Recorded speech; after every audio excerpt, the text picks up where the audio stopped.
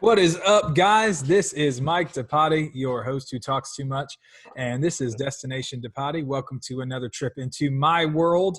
I am really excited to have one of my close friends in my world on the show today. Aside from the fact that I would love to have him on anytime because he's just awesome, he has a jet ski analogy that will just wreck your spirit and make you really learn about diving deep. I might have him share that. Yeah. Anyways, what I'm getting out of here is he's in a unique position in today's world. And so he is a customer service manager at a local grocery store. And before we get started, I just want to be extremely clear. There is absolutely nothing official about his appearance on the show today. He is really just doing me a favor. I know he's got really good things to say, and I figured some people might want to hear, another perspective in this chaotic time. And so I know I wanted to know some things just as a consumer. And so I have encouraged him to only give me answers that he's absolutely allowed to give, just as if some customer came up to him in a store. I'm sure that corporate has preset answers, and that's what we want to follow because we don't want to get him in trouble. We want to honor his position and just thank him for coming on. But I figured you guys might want benefit from hearing from him. So without further ado, this is Javon. Javon, how you doing tonight, brother? All is well. It's an honor to be on the show. Awesome, So man. good. I am so listen to that voice, y'all. He should be the host. Really, that No. voice is something else. It's just it is made for radio. But anyways, so Javon, I think a good starting place to kind of jump this off. I know I didn't prep you at all, but just kind of tell me about how your life has changed. How the hours you're working, maybe your overall workflow, your day to day. Talk to me about that, and I think that's a great starting point. So since all this chaos started, what's different? So more work, more stress, chaos, just pure chaos.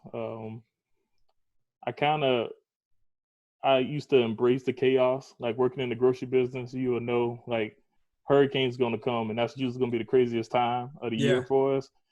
But with a hurricane has an end date, at least it's like 3 or 4 days. All right, we just got to go hard for 3 or 4 days, and we Oh good. man. We'll survive. With this though, you could give your best. It's what going on a month now. We burnt out. Like a lot of my team, some of my best leaders, some of my strongest leaders who I usually depend on, they're out because they're either mentally or physically and spiritually just drained. So that's the kind of adjustment you used to a team. It's kind of like having an all-star team. You got Kobe, LeBron, and all of them, and they've been Mm-hmm. carrying the team, and then now they're out. Like, oh, well, now we got to adapt and figure out, like, how can we make this work? We still got to go above and beyond for our people because we understand people are hurting. People need food. People need toilet paper, need the essentials. And unfortunately, because some people took more than they should. So it's hard to get what you need, just the essentials. Even myself, I work at a grocery store and I don't have everything that I need. And I know that's the easy answer to say, but it's true. Um, I don't know if some people forget that we are in the people business. Like I decided to do retail because I want to love on people all day. Take care of people, love on people, make sure they have what they need. I'm a food connoisseur. Want to talk about whatever you need, small Yeah. talk about sports, talk about movies, all of this. But it's changed. Instead of having those fun conversations, now I got people bringing me their pain all day, and I don't mind because I'm a Christian, and that's what I pray. I pray every day. God put me in the right place at the right time, That's right. around Come the on. right people, so I could be a blessing. But if I don't have God, I would have went crazy. I know I would have went crazy. And the support of my amazing wife, just being my backbone. Like, hey, you good? I'm like, no, but let me pray it out, and I'll be all right. And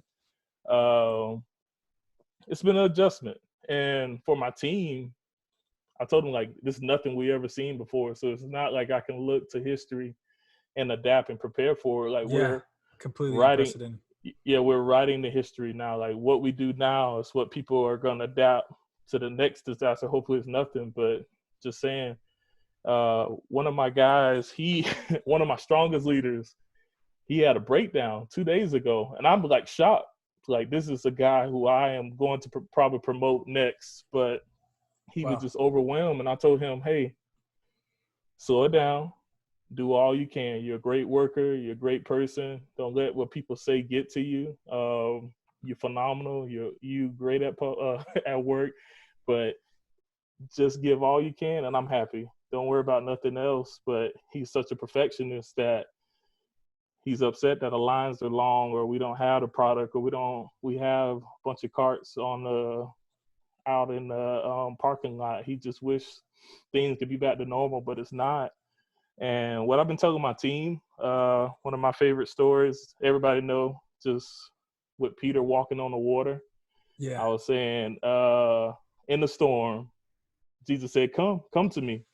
And in that storm, Peter walked out there. The winds are strong, the waves are big, but he still went out there. It's when he stopped, he was able to walk on water. But when he stopped focusing on Jesus, is when he started to sink. That's when things started to go all hell. So I said, hey, I don't know if you're spiritual. Forgive me if you're not, because not all of my team is spiritual. But I say I am, and I'm telling you, find what you need to focus on, and you will get through this storm.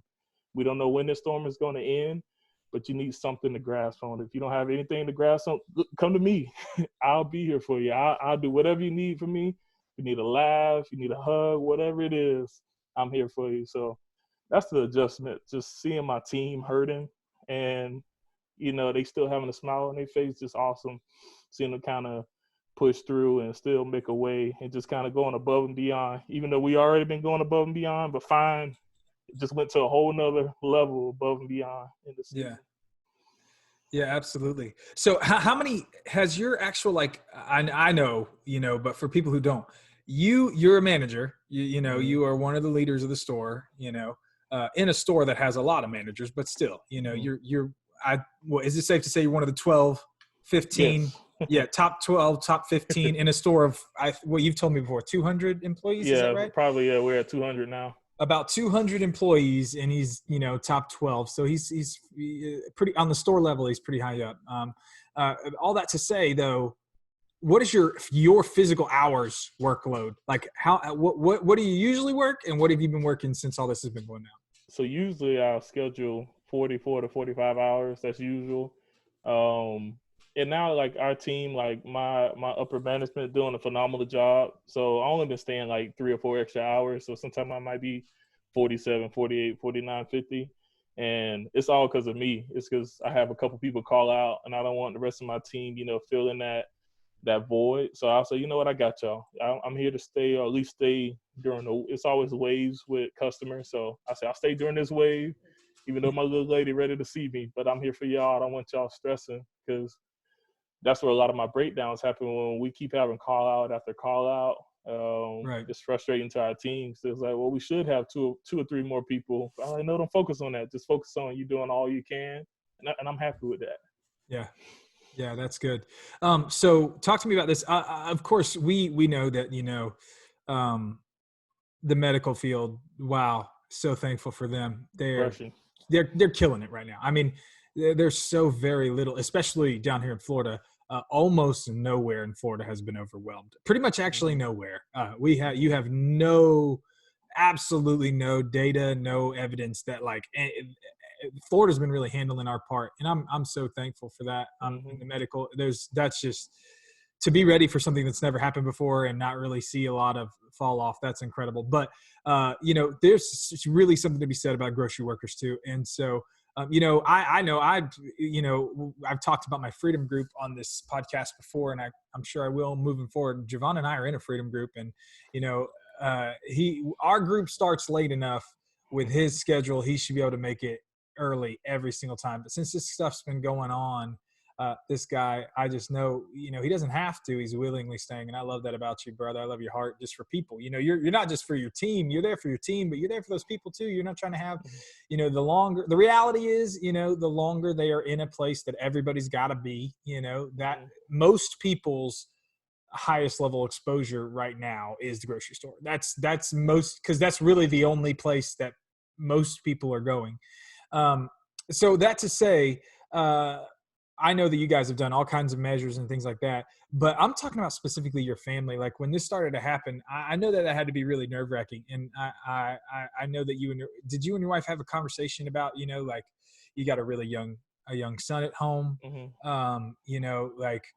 This is totally nerve wracking, but you know what, honey, like, I still got to be the leader. I still got, I got to work those extra, even if it's only been 4 or 5 hours, maybe it's a few more next week, but I got to lead from the front. Was that pretty intense conversation? Did that conversation happen? So we're both essential. She's a nurse as well. Wow.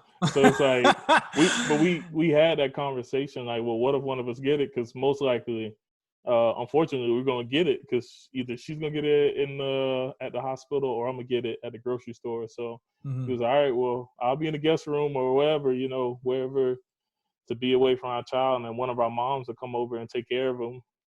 But we had to talk. She told me to wear a mask. Unfortunately, I'm a large man. It's breathing that mask is hard. Just Bro, I'm not as talking like, large, but bro, I hate it. Bro, I feel oh, it's like I rather just. It is what it is. Cause she got me she got me multiple masks, and thank you for everybody who made me masks. And I wear it like Easter. I wore a mask because I knew it was gonna have more people than usual. But unfortunately, I'm tough. trying as a husband. I know a happy wife, happy life, but I gotta breathe. I got some. Like, That's I'm walking, you want to talk about essential? yeah, because Oxygen is essential. I usually before this it was more like a mental strain at work. I really wasn't that physical, but now I still have that.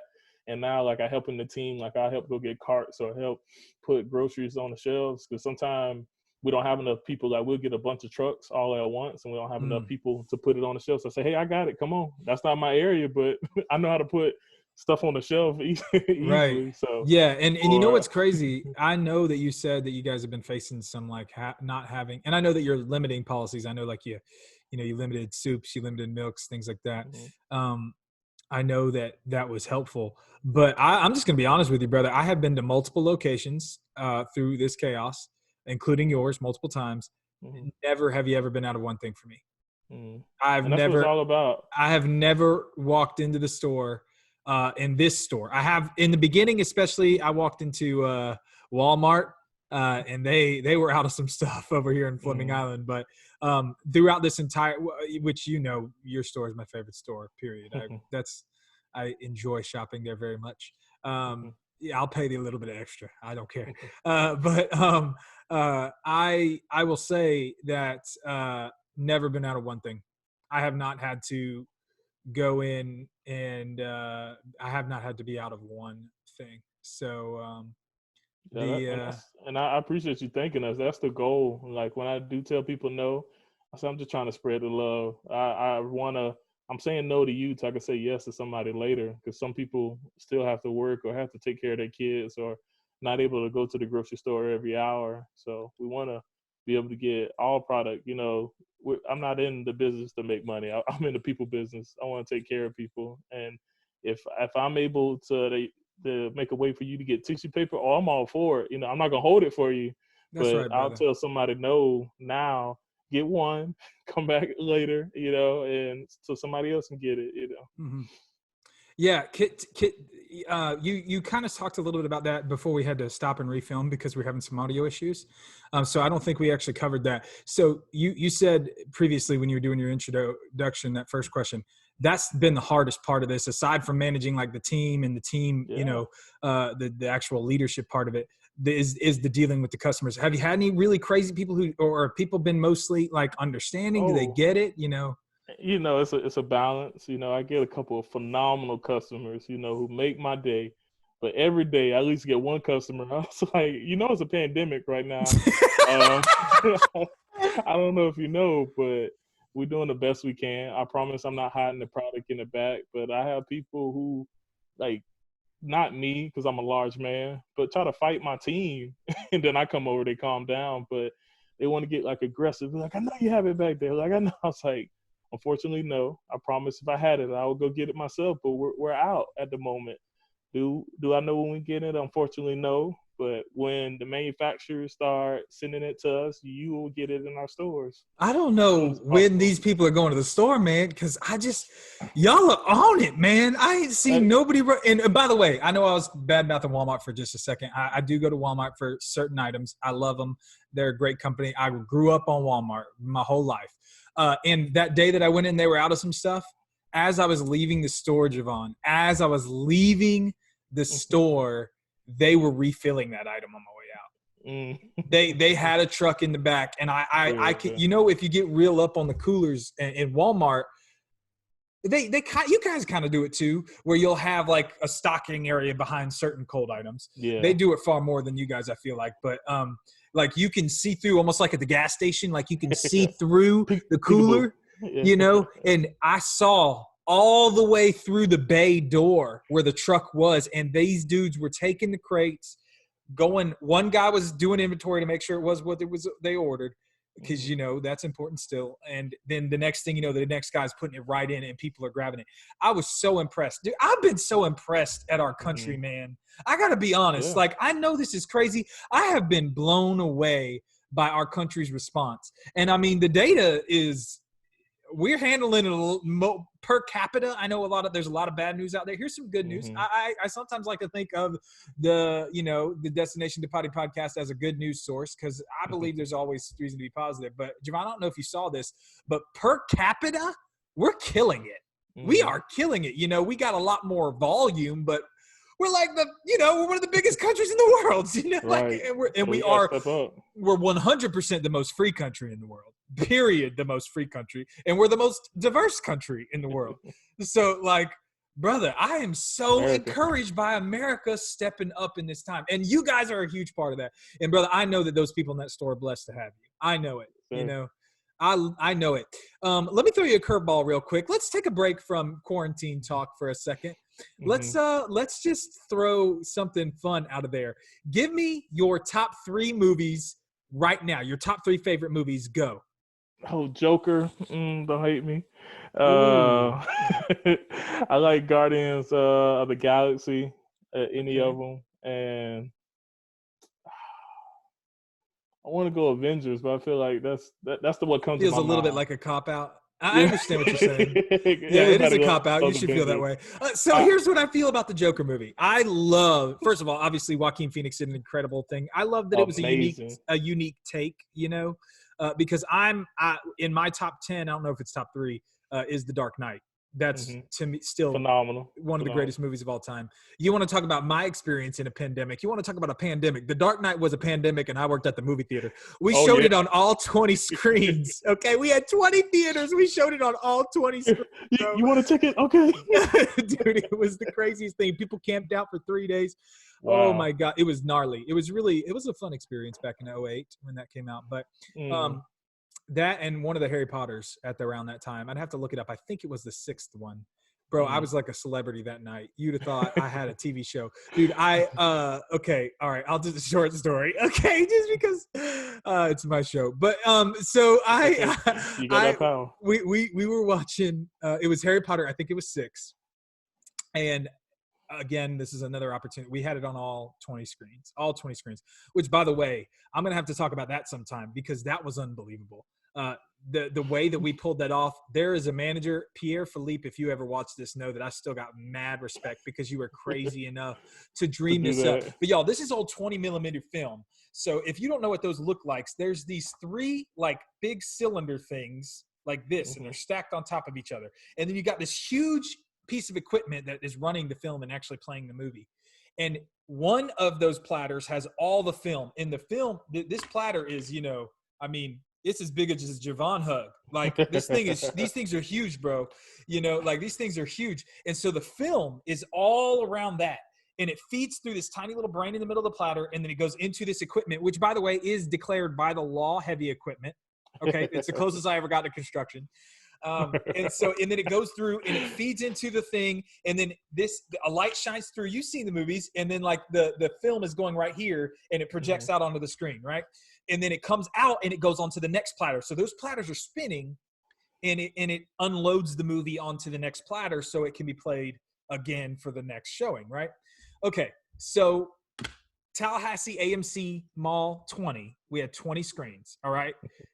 We had one room upstairs that had, at the back hallway of the theater, when you're walking through the theater, you see there's one hallway that has a lot of theaters in it. But then in the front, there's like one here and there. The ones here and there, for the most part, have 1 or 2 projectors in them. There's nothing you can do about that. You're going to have to get a print for that. But we couldn't afford to buy 20 prints of this movie, obviously. So we had this thing, and I'm forgetting the technical term, but this is what we had, brother. It was, and this is a long, long hallway. We're talking about, I'd venture to say 30, 45, 50 yards long, the whole hallway. And you got projectors starting, and there's one on each side because when you're in the movie theater, you got auditoriums on both sides. So there's one on each side. We had it going. You walk in the side exit, and there's a projector right here. The movie started here. It left this projector, and instead of going back onto that second platter to rethread for the next showing, what it did was we ran it with spoolers, Javon, into the next projector.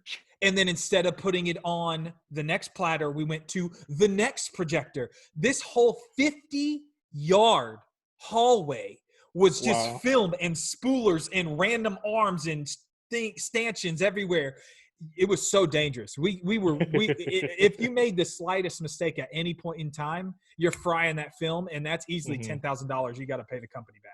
Because these movie theaters rent these films. Now, granted, everything's digital now, but they rent them. You don't buy these. Nobody can afford to buy those. You know, and I work for AMC, one of the biggest companies. So we literally, bro, I think that showing, if I remember correctly, it was 1, 2, 3, 4, 5, 6. That's 12 projectors. One print on 12 projectors. Pierre Philippe, the projection manager who pulled it off. I was nothing but I was a guest relation guy. I was not a film guy. I had nothing to do with that. No credit to be given to me. I just was it was incredible. But anyway, so we had at a certain point, we had all of remember, this is when movies still came out at midnight, you know.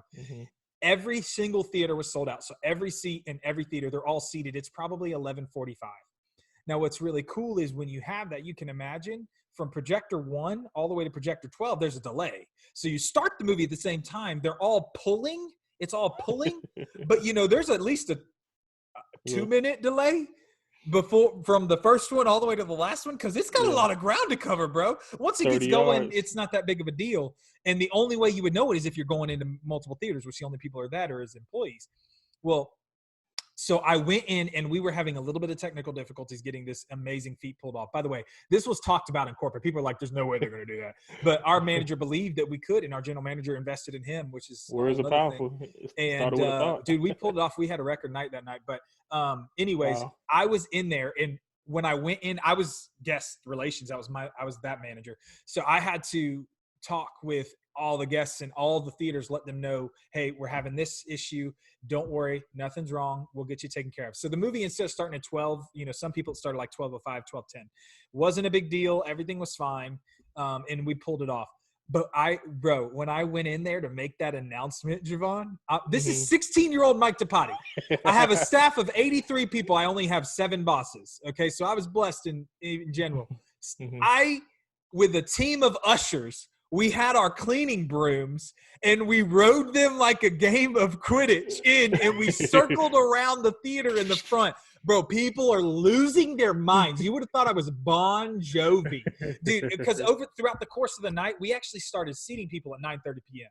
So from 9:30 to 12, I probably made 2 announcements in every theater. Maybe 3 announcements, because this was an ongoing thing.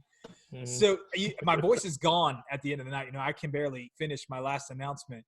But, dude, these people are, like, chanting my name. They're screaming and shouting. It was so much fun, dude. And there's a guy, if he hears this, he's a Christian rapper. I don't know if he still makes a lot of music. But if he hears this right now, he will remember this night. His name is Michael Bain. Michael Bain, I might tag you in the comments, because if you see this, you will remember that happened, and he can back me up. But, Javon, I love Joker. I loved it. Joaquin Phoenix killed it. It was a different take than Dark Knight, which is how that whole tangent started. Here's the thing. As far as an individual piece of art and just a piece of work, I'm to the point where I kind of feel a little bit it's hard for me to give the same amount of credit to that movie as like an individual piece of work that's like not part of the Batman trope or the Marvel trope. And that's why, kind of like you said, what you said about, you know, Avengers and blah, blah, blah. It feels, it's hard to give the same level of respect, you know, when there's this whole Batman story, there's this whole Joker, you know, everybody knows it, you know, but it was great. I really enjoyed it. It's super dark, but I don't mind sometimes that. I think an interesting take is great. And I thought honestly, I thought it raised some, I thought it raised some valid points about mental illness, which, by the way, I do my best to avoid politics in movies. I don't go to movies to get my politics in. Right. It's an art for me. I thought it did. I did think it, I am of the thinking, I don't think this is an extremely unpopular opinion. I don't think we've done enough for mental illness in this world today. And awareness, research, all that stuff. It could totally, we got some room to go there. But anyways, that was awesome. Okay. And another rapid fire really quick. And then I want to put you on the spot on something we'll get back to. Are you a big, like, like, I know you like movies a lot, but like outside of movies, what's your big thing you like to do? Is it sports? Is it ballet? What is it that you love? Really, movies. Like, I'll say, well, ping pong Really? and movies. Yeah, I'm a ping pong freak, bro. Whenever we open back up, come to the house. I got a Bro, big. I am a ping pong. I have an undisputed ping pong champion trophy at my office. Like, Well, we take it serious. It started, my love for it started on a Navy base. I worked there with kids, and at a summer camp, I'm whooping everybody. And then my director, he was like, "Oh, you pretty good." He just got there like a month ago. He was like, "Hey, let me play you." He whooped me so bad. Oh yeah, he's like a shark. But he's like a legit professional. So I was like, well, I'm really? like average. Yeah, he was like, yeah, I used to do it. Like, I almost did it for a career, but then the opportunity with the Navy came up.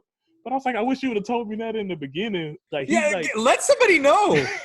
Like, I know how to curve it, but legit, like when he curve it, I hit it, it goes like behind my paddle every time, no matter how I hit it, no matter what angle. So that's amazing.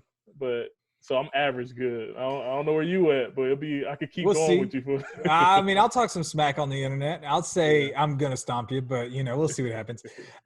So yeah, Javon, I really want you to share, just because I thought it was so good. In Freedom a couple weeks ago, Javon had this analogy. We were talking about being at different stages of your faith, different levels of surrender, different levels of leaning in. And he actually told this incredible analogy about faith kind of being a little bit, his faith journey being a little bit like his journey with jet skis. And I'm not joking. It was a little bit funny, but it was really, really good. And I just wanted you, if you remember that, I'm gonna put you on the spot and see if you could drop that on us, because I think people would love to hear it. Yeah. So I'm over 350 pounds, and I don't know if you know, you got to have balance to ride a jet ski. At first it all started, it was a men's retreat. And like sometimes, like when we pray, we'll pray on the dock. And I didn't want to go on the dock. Cause I thought I would break it. Like, I was like, nah, man, I know it's a nice dock, but I'm a lot of man. So that dock ain't seen me before. So the first fear, like, I didn't even realize it's on the St. Johns River. I know how to swim. I know that's a shocker, but I know Stop. how to swim. We're smashing stereotypes, baby. I'm just kidding. But the first fear was like walking on the dock, and then all right, we on the dock, okay, and it was all because of my brother. John Petrovich, he said, "Come on, brother, let's go out there and chill." I was like, "All right," And he's so smooth. Yeah, he is so smooth. When you hear John's voice, like, he can tell you anything. You be like, okay, all right. Like, he'd be like, mayonnaise goes great with salad. I'm okay, like, all I right, agree, 100%. Okay, yeah, just give it to me.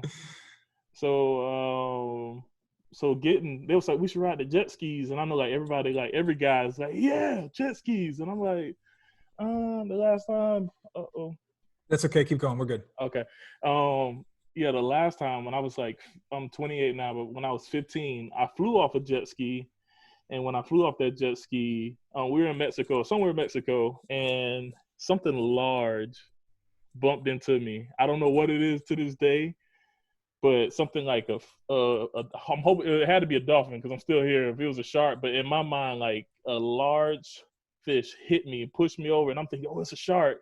Like, I'm literally like freaking out, and I had this like petrifying fear, and I didn't realize how buried it inside. So moving forward to the men's retreat, I was like, let's ride the jet skis, and I was like, oh, all right, and this on the St. Johns River. I was like, I don't really know what's underneath there. I know it's the only thing probably underneath there is manatees, but I just had a petrifying fear.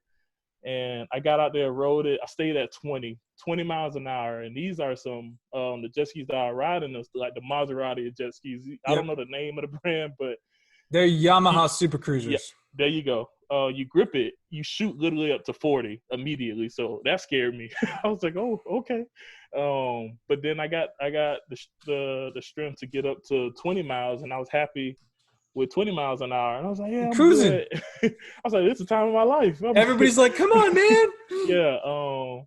Our friend Josh, you know, phenomenal brother. He's like, come on, man, I believe in you. Like, I believe in you. I was like, no, I'm happy here. But I didn't realize it. Like, I'm literally like creating waves and I'm fighting waves. So I'm rocking back and forth. And like I said, as a big man, I was like, oh, I gotta dance with the waves. So I did not want to go higher than 40, because as soon as I get just a little bit over 20, it gets too crazy for me to handle. So moving forward, next day, I said, God, I need you.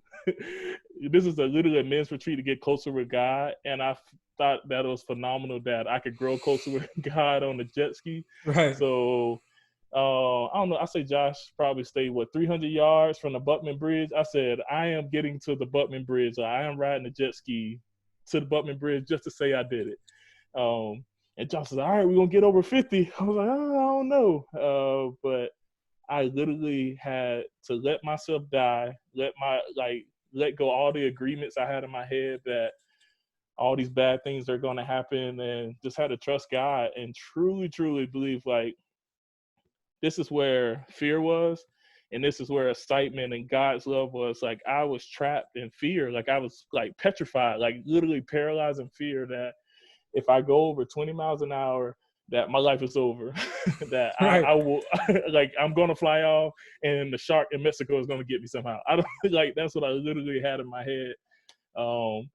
But it just took relaxing and letting everything go, giving up to God, giving my mind to God, giving my fear to God, and say, all right, God, I say I'm about it. I say I'm a Christian. I'm going to give it all to you. And when I let go and finally hit over 50, I was like, oh, it's like, what was I So much thinking? fun. It was like, I real deal been missing out on a relationship with God. And I tied it in saying, like, most of y'all don't realize what you're missing out on, because in that fear section, it feels comfortable. Like, this is fear, and this is where most people are. And here is amazing. Like, or not amazing. It's like, it's good enough. And God doesn't want good enough for you. He wants you to live amazing. He wants to seed abundantly everything you can imagine. But God can't do that unless you take that step of faith. And that's what faith is all about. Faith Yes, is sir. not doing the things you know you can do. It's doing things you never thought you can do. So for me, riding a jet ski over 50 miles an hour was the biggest step of faith that I can ever do in my life. And they all kept saying, like, oh, it's going to be the time of your life. It was the time of my life. 20 miles is trash. Don't ever Trash. don't ride 20 miles an hour on a jet ski that could go 70 miles. Did I go 70? No, I ain't go 70, but I made it to 60. I was happy with 60. And also I learned we're in freedom, I learned community. I would have never did that by myself. Yes, sir. I would So have good. I would have stayed in 20 miles, but having my brothers, I say all the names, excuse me, all of them having my back and just like, come on, like preaching, like, we got you, cheering you on, you got it. I'm like, okay, let's do it. It's so crazy how God used the jet ski to bring you closer. And now he's going to use that story of your jet ski story to help other people, because that is how people treat faith, man. Mm-hmm. First, they got something in the past they're holding on to that's keeping them from faith. And then when you got on the jet ski, it was like, to me, that relates to like when somebody finally says yes to Jesus. Like, okay, I'll try this Jesus. I'll try this Christian thing. And then they get comfortable. And they don't realize, and I've said this before you told me that story. If you ask me to describe how much fun it is to be on the jet skis, the only description I have is joy unspeakable. You feel like a little boy. It's so much fun. Like, I literally laugh like a little girl when I'm hitting them. Like, it's so much fun. It's out of this world. And really, the truth is, like, that is what God promises when you apply that to your faith walk. When you get past that part where you're comfortable and you go to the part where you're giving that little bit more, letting go of what's in your past and really diving in to what he has for you. It is joy unspeakable, and it's peace that surpasses understanding. I just love that analogy. Javon, it has been such a pleasure. I am so glad to have you. Thank you for fighting through the technical problems and coming in and dropping all your energy. Give me one thing. If you had to say one thing to everybody who still obviously has to go to the grocery store in this time, that would make everybody's experience, the customers, the employees better, what would be one tip you could give them before we go? Just be understanding. Just Be understanding. Yeah, just be understanding. Just short and sweet. If you be understanding and you work with us, we're gonna give you all we can. We're gonna go above and beyond. We care about you. We want your families to be taken care of. You're understanding with us, get what you need, then our community will be fine. But We're we all all going got to through do it it together. together. Yeah. Yes, sir. We didn't plan that. Okay, awesome, Javon. Well, I know you got a little lady and a little boy Yes, that is sir. probably missing you. Thank you so much, buddy. This has been episode 5. Guys, if you like this video, like, comment, subscribe, share it with your friends. We're going to have more kinds of content. I don't even know what to call this episode, but we're gonna go ahead and wrap it up. Thanks so much. See you guys later.